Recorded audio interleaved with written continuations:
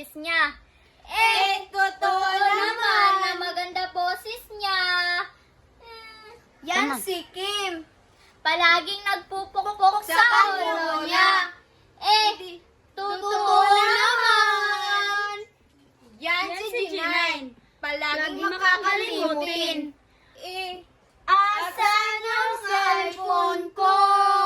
Ay, nandito lang pala. Yan Si Jillian. Batang ina daw. Ipamangkin ko lang naman ito.